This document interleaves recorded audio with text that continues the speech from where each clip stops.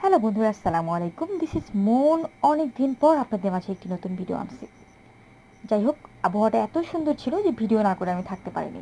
তো আজকে সারাটা দিন যা যা করছি ভিডিওর মধ্যে আমি আপনাদেরকে সেটাই দেখাবো।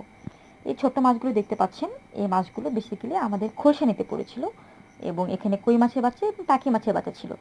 কই মাছের বাচ্চাগুলোকে আমি বেসিক্যালি আলাদা করে রেখেছিলাম, কারণ এগুলো আমাদের বিড়ালের জন্য, কারণ বিড়াল বাচ্চা দিয়েছিল। বিড়ালকে পর্যাপ্ত পরিমাণ খাবার দেওয়ার জন্য আমরা এই মাছগুলো রেখেছিলাম। তারপর টাকি মাছের বাচ্চা আমি ধানের জমিতে ছেড়ে দিয়েছিলাম, যাতে তারা বড় হয় এবং আমরা তাদেরকে ইজিলি ধরতে পারি। তো সবগুলো ফেলায় দেওয়া শেষ করে আমাদের আবার কলার গাছ ছিল অনেক। তো কলা গাছ থেকে একটা কলার ছিঁড়ি কেটে রাখছে আম্মু। সেগুলো খুব সুন্দর করে কেটে কেটে ঝুড়ির মধ্যে রাখছিল, যাতে এটা ভালোভাবে পাকে। এবং অনেকগুলো পেকেও গিয়েছে, যেটা পচেও গিয়েছিল।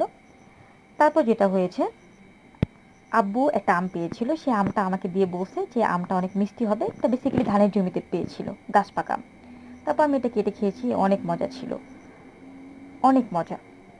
তারপর আমি হাঁটতে হাঁটতে আমাদের খোকসার গাছের কাছে গিয়েছিলাম। এটা একটা খোকসার গাছ, যেটা জয়পুরহাটের ম্যাক্সিমাম মানুষই এই নামটা জানে যে খোকসার গাছ এটা।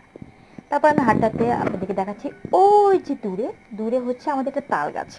সেই তাল গাছে প্রচণ্ড পরিমাণ তাল ধরছে। ঢাকাতে যে ভাই কি পরিমাণ তালের দাম, এটা বলে বোঝানো যাবে না।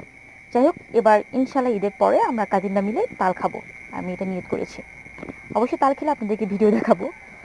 তারপর আমি যেটা করেছি, লেবু গাছের কাছে গিয়ে লেবু হাতাচ্ছিলাম। মানে লেবুগুলো এত টলটলে যে আমার ইচ্ছা হচ্ছিল লেবুটা ছিঁড়ি, বাট অনেকগুলো লেবু অলরেডি বাসায় ছিল, এই জন্য আর লেবু ছেঁড়া হয়নি।